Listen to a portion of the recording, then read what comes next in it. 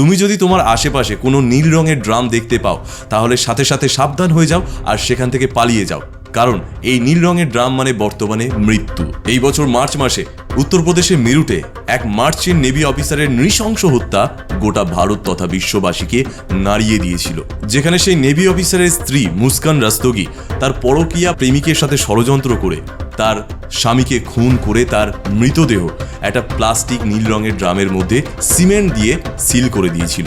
আজকে এই হাড় হিম করা ঘটনা কারোর অজানা নয়, কিন্তু বর্তমান সময়ে এই নীল রঙের ড্রাম হুমকি, চক্রান্ত ও খুনের একটা ব্র্যান্ড আইটেম হয়ে উঠেছে। সোশ্যাল মিডিয়াতে এমন অনেক অভিযোগ আসে যেখানে স্বামীরা স্বীকারোক্তি দিচ্ছেন যে তাদের স্ত্রীরা তাদেরকে হুমকি দিচ্ছেন যে তুমি তোমার মুখ বন্ধ করো, না হলে এই নীল ড্রাম কেস তোমার সাথে হবে। আর সেই অভিশপ্ত নীল ড্রাম আবারও ভয় ছড়ালো গোটা সমাজে। গত 27 জুন পাঞ্জাবের লুধিয়ানাতে এক ব্যক্তির পচা গলা দেহ নীল রঙের ড্রামের ভিতর প্লাস্টিক জড়ানো অবস্থায় খুঁজে পাওয়া যায়। সেই ব্যক্তির গলা এবং পা দড়ি দিয়ে বাঁধা ছিল, যা প্রমাণ করে এই ব্লু ড্রাম বর্তমানে ভারতের এক মৃত্যু আতঙ্ক।